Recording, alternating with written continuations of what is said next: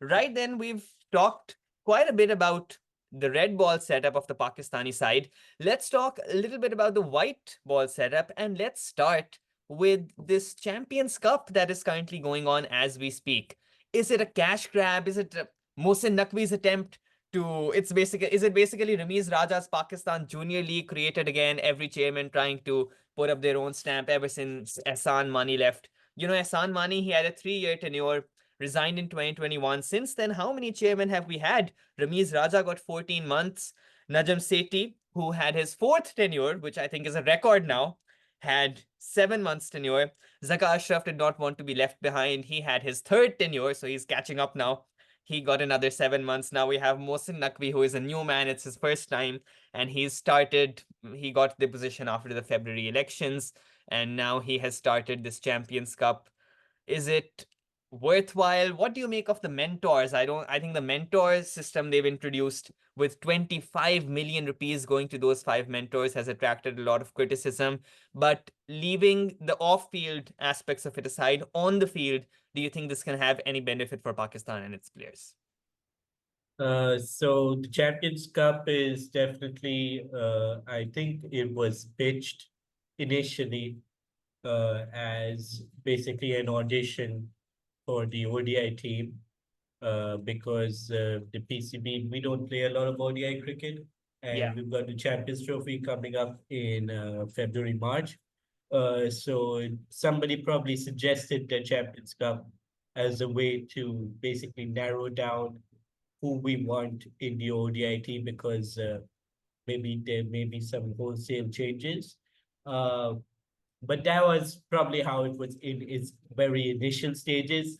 It then may have been hijacked by other people. It's funny you call it a cash grab when it's basically just shut up and take my money kind of thing. They're just Yeah, throwing if cash anything, it's a cash everywhere. grab for the mentors, to be honest. They're probably the ones most happy with it. But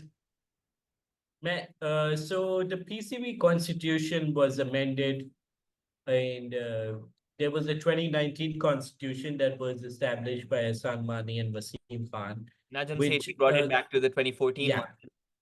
so which disseminated basically the powers of the chairman. The chairman still had a lot of powers, but he was more of the representative of the board in international matters. And then domestic matters would be handled more by the CEO, which in this case was Wasim Khan. I think he did a decent job. Yeah. But as with anything in Pakistan cricket, nothing is constant. And eventually, Wasim Khan were left and or was let go, depending on who you want to ask. Uh, and then Ramiz came in as chairman, and Ramiz obviously had his own ideas, which he wanted to implement. And that was the beginning of the chairman basically taking back the power in the PCB because now everything had to go through Ramiz. There was, and see, Pakistan seems to be in love with messiahs and dictatorships in general. They always feel there's one person who's going to fix all their problems Yeah. instead of establishing a system to fix your problems. They're like, no, this one person will come in, he'll establish the system, and then he'll fix the problems. It doesn't work like that. But that's the problem in most things in It's this very country. interesting you bring But that up because we crucify Pakistan for having 4 chairmen in the last 3 years. The funny thing is, if you look at the Cricket Australia, their board, yeah, they have had the same number of chairmen in the last 3 years. So it's not just that more chairmen is equal to decline of team. That's not a mathematical equation that has been set in stone. Rather, the problem lies in the underlying system that every chairman is trying to forcibly place their imprint. They're forcibly trying to become that superhero, that Spider-Man or Batman or messianic figure to save Pakistan's team. The Champions Cup is this new attempt. You called it an audition for the upcoming Champions Trophy and the ODI team in general. So let's talk about Pakistan's white ball side. Let's start with ODI cricket first. The Champions Trophy is coming up. If you look at last year, we were the number 1 side in the world. And at that point, I would have said deservingly so the number 1 side. in ODI cricket. Since then, it's been a very steady fall or a very steep fall down to number 4 on the rankings board. We failed to qualify in the World Cup. What are your thoughts on Pakistan's ODI side, particularly in the 2023 World Cup compared with the 2019 World Cup? Any changes, any differences? And what are your key hopes for the Champions Trophy? So I was quite pleased with the way Pakistan's ODI side developed from 2019 to 2023. I Yeah, felt I that, don't think anyone can disagree with yeah, that. if even if you go player by player, Fakhar was still Fakhar. Imam seemed to have got uh, better in the sense that he was more attacking versus spin Yeah. as opposed to, and his power play strike rate was also going up. Babar was approaching his peak as we thought, so we were quite pleased with that. Uh, the middle order, these guys, I think, Pakistan being Pakistan, when we don't have a settled player, then they start throwing stuff at the wall and hoping whatever sticks I instead mean, of, in any case, I would still say that Rizwan and our middle order was better than the yeah, Sarfaraz, Imad, exactly. Khabriaz hodgepodge. Exactly, but the way they got to Rizwan in their middle order was very haphazard. They started with Rizwan at six, then they were like would play him That's a at horror five one story. day, then they would play him at four, and there was one point where people were like, "No, Rizwan can't actually play ODI cricket," which is completely ridiculous because the guy can clearly play Test cricket. He can open a T20 cricket, but apparently ODI cricket is where you people draw the line that he cannot play, which is significantly easier than the other two things that he's currently excelling at. Absolutely.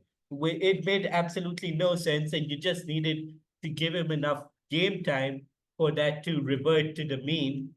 But obviously, people are hyper and they want the results instantly. And Rizwan would just keep getting shuffled from four to five and five to six. And then you had a situation at some point where people were pushing for Safras, and then random names like Rohil Nazir would come up that, oh, we should try these guys in the ODI team because we need a wicket keeper and Rizwan's not doing well. But the thing is that Rizwan, see, when you're picking players for the ODI side, you need to first see whether they have the pedigree, because you can pick players from your 50 over competitions, but your 50 over competitions are the most marginalized competitions of the domestic season. They're usually played during a home series. They're usually played towards the end of the home season. So a lot of players are missing purely because of injury, because of unavailability, because they go off to T20 leagues, etc. And then they're played on such flat pitches, which is representative of most ODI pitches these days. But it does mean that you cannot ascertain a player's pedigree and skill from those pitches. What You you know, can ascertain yeah. is their ability to build innings. You can see that, okay, this guy, he knows how to come in when the team is two down for 10, and he will know what to do, like how to build that innings up to 200 for three.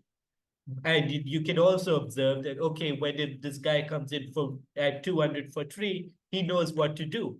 Because ODI cricket is such a beautiful, I love ODI cricket for the different situations that it builds up. You can, the guy at number four, he can come at 10 for two and he can come for 180 for two. And those are completely two different situations which he has to be adapted to know how to do. And that all of that can only come with experience of knowing what to do. But the problem is that before experience comes skill.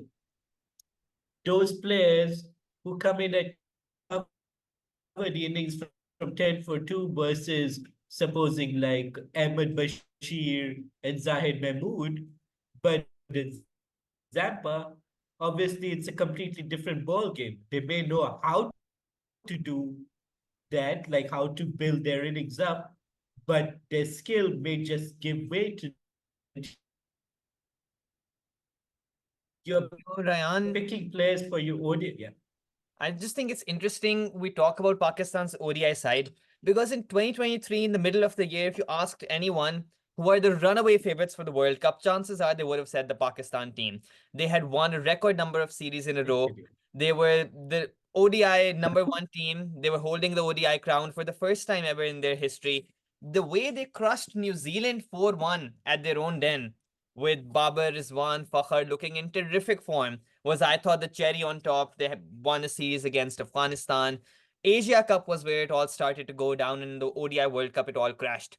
It's lovely the way you compared, the way we both agreed that in 2023, the Pakistani side, if it were to have a game with, say, the 2019 Pakistani side, I'm pretty sure we would all favor the 2023 team to come out on top. Yet they both had the exact same result, finishing fifth, losing out on the semifinals by one spot, coincidentally losing out to New Zealand in fourth both times in World Cups. I think New Zealand is probably not our best friend if you think about it. But the results have not changed for Pakistan. If you look at Afghanistan in the 2023 World Cup, they beat Pakistan by 8 wickets. They beat England. They beat Sri Lanka. They beat Netherlands. They had the same number of victories as Pakistan, which was the so-called number one side going into the tournament. And I think a big part of that was the form of Babar Azam. Because if you look at the way Pakistan rose to number one side, and you can talk about how in bilaterals, many teams, they don't play their full strength side, and we can talk about that as much as anyone likes. But the fact of the matter is, a key part of ascending to number one was Babar's form. Because Babar was by far the best batsman in ODI cricket in the world in 2021, 2022. I am willing to have an hour-long debate with anyone on this. I don't know if anyone would really disagree with that because Babar Azam's form was sublime. He is still ranked the number one ODI batsman in the world, even though he's had a torrid 2023 and 2024 because of that fabulous run of form he had. So the minute Babar started to go down, that is where the decline really accelerated. We had the Asia Cup game against India where we lost by 228 runs because not a single batsman was willing to stand up when Babar is not performing. It seems that the rest of the side forgets that it is their duty to perform as well. Bowling attack, you can talk about. Shaheen Afridi's had a horrible year. And the coincidence and overlap that Babar Azam's weak form and Shaheen Afridi's weak form, who are probably the most important players in batting and bowling of the Pakistani ODI setup, the fact that their weak form overlapped in 2023-24 has caused a lot of woe to the Pakistan side. The T20 World Cup, if you look at it, do you think Pakistan's 2024 performance is underrated, overrated? One side says they lost to USA, how can they be good? The other side says they won all their games, they lost two by very slender margins. So is it a glass half full or a glass half empty for you? So as for the Babar thing, I do think that Rizwan did step up in that role. So it's Rizwan did, the other yeah. five players apparently did not. Yeah, well, when you start picking Saud Shakil for your ODI number five, and then anyway, but the thing is that in the World Cup, especially, I think the bowling was a bigger problem, and that was down to Naseem not being there, Shaheen not being at his best, Shadab not being like the ODI bowler we knew in 2019. Nawaz Shadab has a basically big falling off question the mark on cliff. him right now. Yeah. And Harris was bowling so well in ODI cricket, and then after the Asia Cup, it was basically nothing. And that's been Something a bit happened of in a that trend. Asia Cup, man. Some So voodoo magic is going on. the reserve day. Anyway, Maybe. the Never know. PCB's greed came up to bite them. Wow. Anyway, so as for the T20 World Cup, it was, say, essentially they lost to the USA and missed out on the top eight. Because if they'd won that game, they would have made the top eight. But top eight isn't a qualifier for your T20 team, which is Absolutely. supposed to be. So, and 2021 they semi-final, at no 2022 point, final. yeah, at no point, even if they had qualified for the top eight, would you confidently say that, oh, they've qualified for the top eight, they can make the semifinals now? More than likely, they would have been eliminated in the top eight. So it doesn't really uh, fill you with much confidence the way that they have performed. And the whole T20 side in general is a whole conversation for another day. You know, I found it But really interesting, Ryan, just contrasting the 2022 and 2024 T20 World Cups, which happened, I mean, very close apart. It was pretty much the same side that largely played for most countries. In Pakistan's case, in both tournaments, we had opposite results. In one of them, we were the second best team, reached the final. In the other of them, we were knocked out as we went home the first chance we had. The players were home in time for Eid even. So you can call it an opposite performance. But if you look at the group stages, Pakistan won all their games, lost a close match to India, and lost a close match to a side they should never have lost to in 2022 being Zimbabwe and this year being USA. Only difference was 2022, a miracle happened. South Africa lost to Netherlands, and somehow we got back. I'm sure our players probably had already booked their plane tickets. They had to frantically cancel them. In 2024, there was no miracle that came to save Pakistan. Although I do believe the 2022 side was frankly a higher quality side as well than the 2024 team. They went on to reach the finals where the batting completely collapsed. And although the lasting memory is Shaheen's injury, I think England would likely have chased down 138 regardless. You don't get to become world champions by defending 137. I don't think they would ever have been able to do that. But in Pakistan's T20 setup, I think 2022 results slightly flattered us, and the 2024 result does not necessarily mean that Pakistan is not in the top 10 of world cricket. I would never agree with that in the T20 setup. But the question mark is with the way Afghanistan is improving, with the way Bangladesh is improving. I mean, Afghanistan, they beat New Zealand by what, 90 runs in this World Cup? I don't think Pakistan could ever have produced a performance like that. How do you think Pakistan needs to ramp up their side's improvement to keep up with the influx of new teams, the USA we all saw in international T20 cricket? yes, so the big thing about the 2022 results, see, we still beat South Africa. So there was always That's true. yeah, and always that qualifier of quality as Beat opposed New to Zealand as winning well, it. come to Yeah, think of yeah. it. Yeah, and as opposed to beating Ireland. So Ireland and Canada. So there is a bit of a difference in the results in that sense. But obviously, the T20 side is, see, that's the thing with T20 World Cups. They're very much a lottery once you decide the top six teams. That's Uh, Do you think it's once you're Pakistan's strongest format though?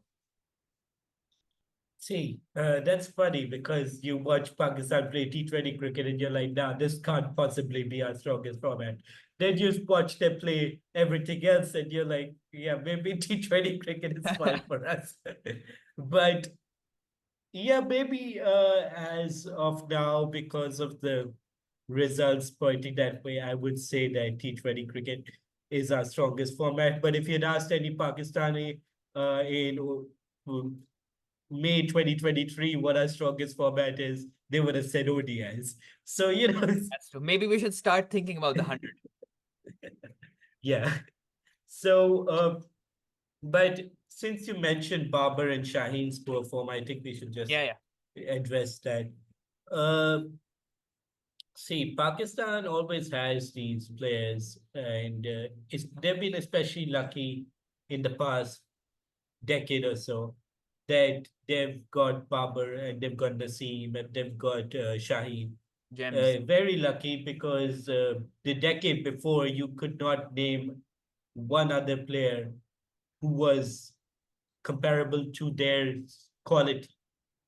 Obviously, there maybe have been players that performed to much better than they are currently performing, but you could not say that they were players who were at possess possessing the core attributes of succeeding in international cricket that these guys had.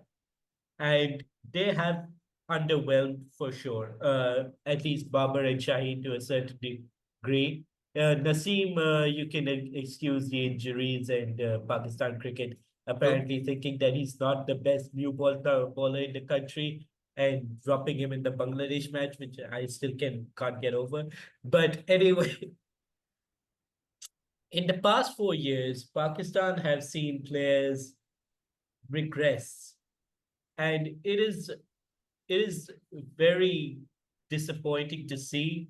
And see, if one player regresses, then you can attribute it to that person.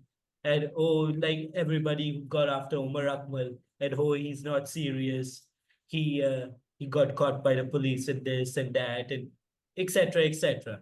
But if you are having a systemic, and I'm using systemic as a buzzword, uh, decline in every player who comes into the setup and then goes through the multiple setups because, well, the chairman keeps changing, the management keeps changing, everything keeps changing. And you have these players who have the potential and the core attributes to succeed in international cricket, and they seem to be just getting worse, and no one seems to be getting better, then you can't really attribute it completely to the players themselves. Then there's clearly something wrong with the system and management of the players that you have, that they don't seem to be comfortable in that space. They don't seem to be getting better in that space. And how would you? Because your management keeps changing. The person that you report to keeps changing. And you And know, they Ryan, you talk about players regressing. We've also had new talents who came up. Shahnawaz Dahani came, he was vanished for a year and a half. Now he's back in the Champions Cup. Ihsanullah, I have no idea what sort of new medical injury he has been diagnosed with. I think in your medicine studies, you should probably go over to Ihsanullah, have a case study at him. Perhaps it's a completely new disease no doctor in the world can evaluate. Wasim Jr. is injured. Hassan Ali is injured. I have not seen fast bowlers getting injured Yeah, is they're dropping something like flies. crucially dropping like flies or even worse than that.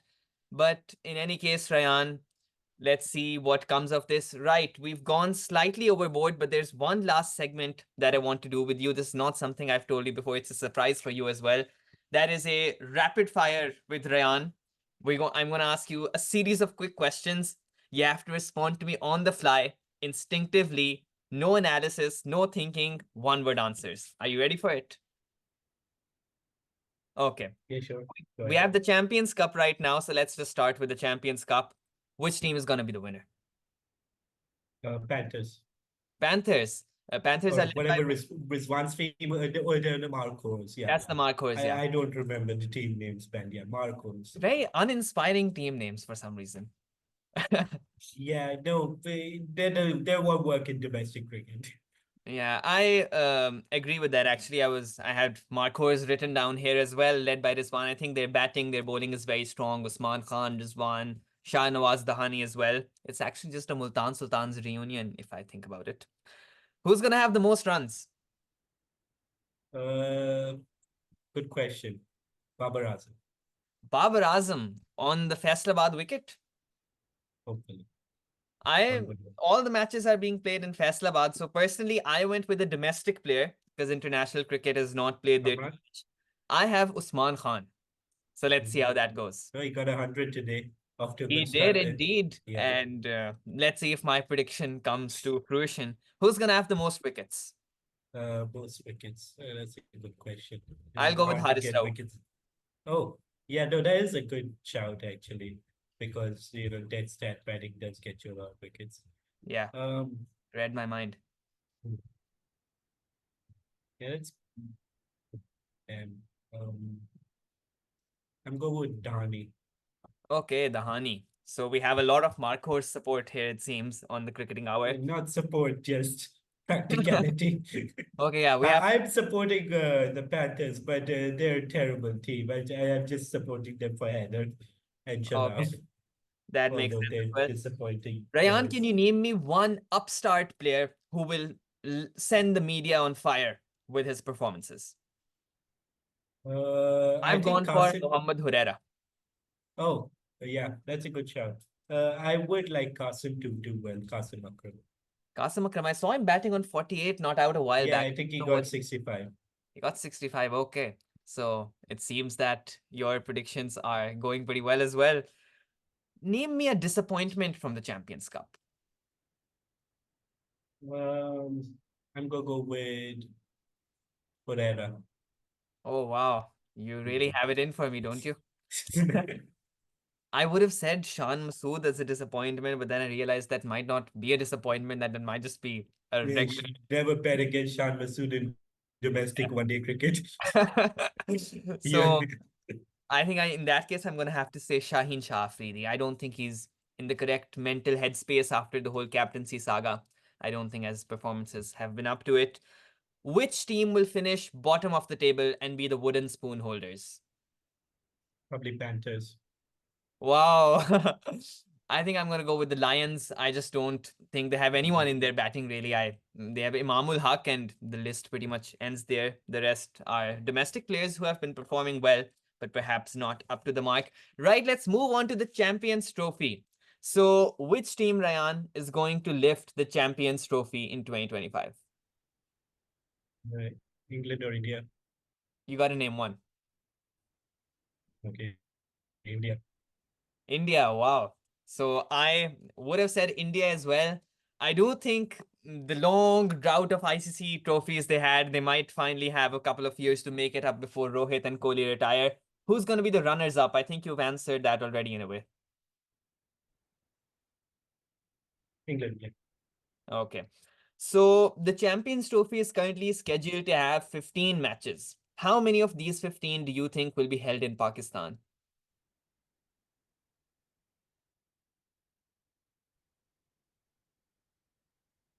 Ryan, Five. I think we're lagging. I'm just going to repeat the question. We have 15 matches. How many are going to be played in Pakistan? Five. Five. The first five, the last five. How will it work? Pakistan's and then maybe they'll convince Bangladesh. No, no, no Bangladesh. There's some minor team, maybe like New Zealand, may play a few extra matches in Pakistan. New Zealand should be forced to play there for the 2021 series they abandoned, citing security concerns. I mean, it's a tragedy either way, as if all the 15 matches don't happen in Pakistan. It goes completely against every principle of morality, which doesn't really seem to exist in today's capitalistic world. But the Asia Cup was supposed to be held here, 13 matches, only four ended up happening here. So at least you've So increased five would be an five. improvement. Yeah. So let's see if we do manage to get an improvement or not. I don't think India is going to come at all. No question Mm, about it. yeah. It's actually funny how we've not had a proper update and the tournament is only around 6 months away. That's true. If you, Ryan, were in a position of authority in Pakistan cricket, let's say, and India refused to come, would you consider boycotting the tournament? Or if ICC wanted to move it away to another host country, would you consider boycotting the tournament? See, the ICC have entered into a contract in the sense that they cannot uh, do that specifically. They always give Pakistan sign off in whatever they want to do, because the host country just gets to decide this. So if the ICC unilaterally decides this, then that's probably grounds for legal action of some sort.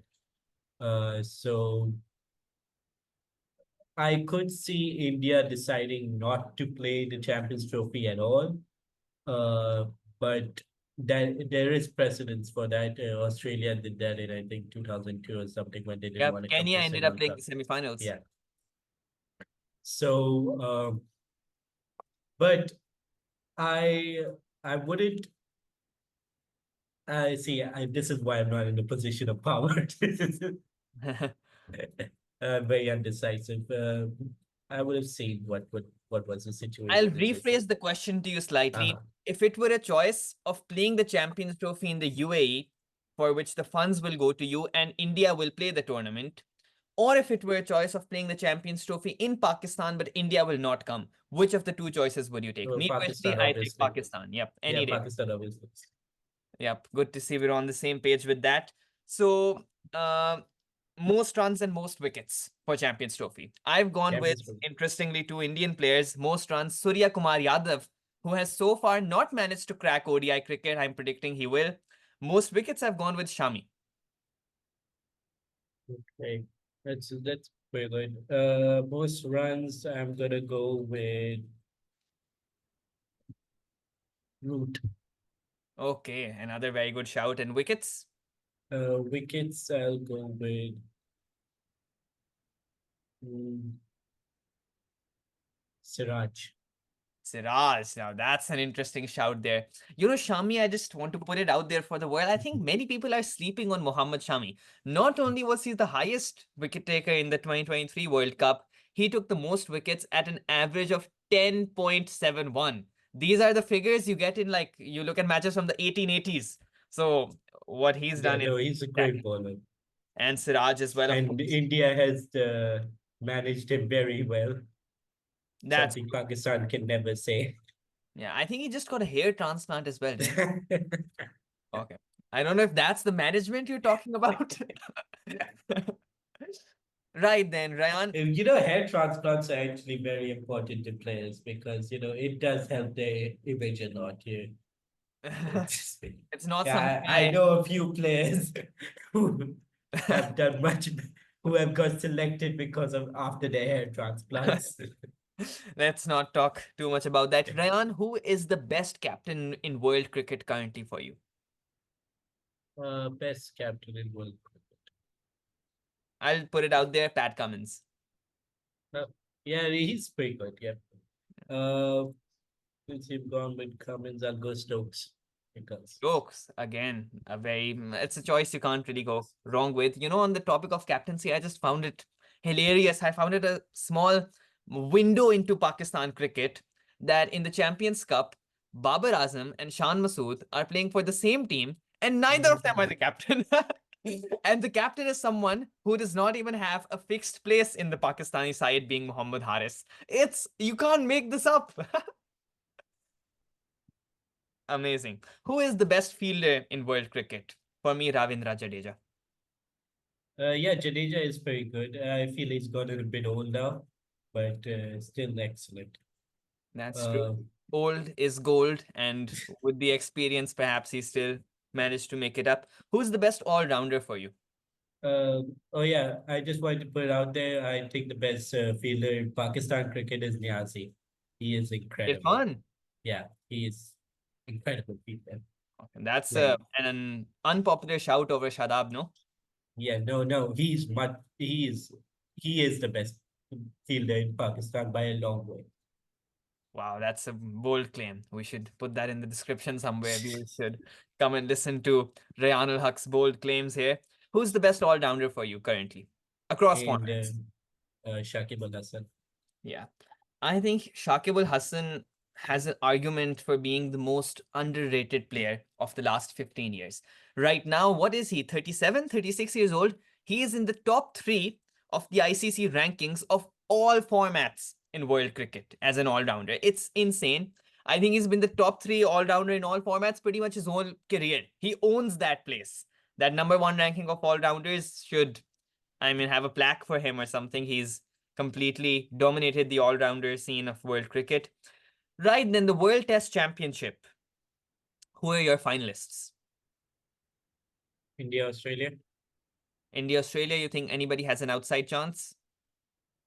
I think South Africa maybe have an outside chance, but that entails us losing to South Africa. So hopefully that doesn't happen. Fair enough. You talked about India, Australia. They also have the Border Gavaskar series coming up, which for the first time ever is going to be a 5-match test series.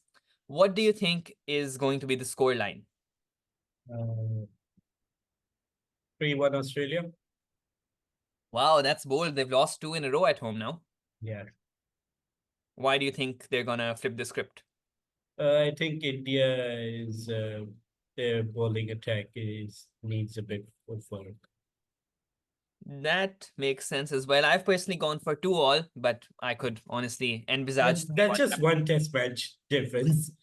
Yeah, exactly. If you think about it, we've both gone for 1 draw. Yeah. World Test Championship then. What will be Pakistan's ranking at the end of the cycle?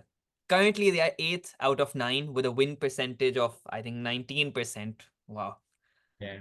Uh, I, I I think actually haven't cared about the Test match championship this cycle, so I haven't been following the table too. So I wouldn't know how much our wins count if we do get any. but I would assume we finish around fifth.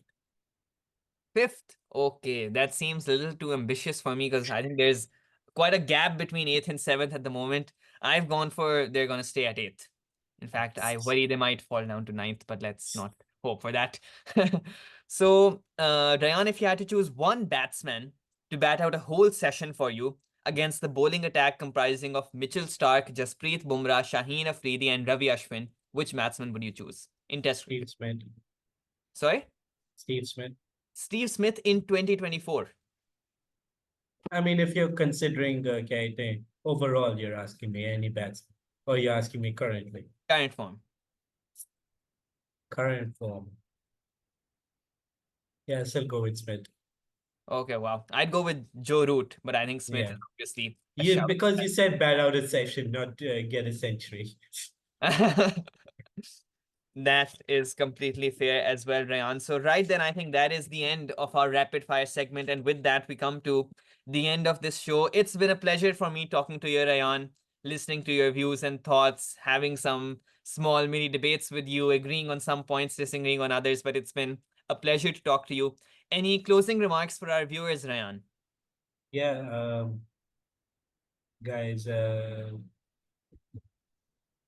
Pakistan cricket is always gonna do this to you. Uh, don't get too disheartened and celebrate the England series win. Okay. Wow, that's a bold prediction right there. But hopefully, it will be a cause for celebration indeed if Pakistan can manage to beat England. Right then, guys, that's all from our side. I hope you enjoyed this video. If you liked it, like it. If you disliked it, dislike it. Subscribe to the channel to stay tuned for more notifications. Rayan, I would love to have you on for any future shows whenever you're free. Today we didn't have enough time. I'd love to go into more detail about your experience with grassroots, your time with Quetta, how you think data analysis frames the modern cricket world. We can talk a lot about that. There's many other things to discuss as well. But take care, guys. Take care, Ryan. It's been great to see you and have a nice day. Goodbye.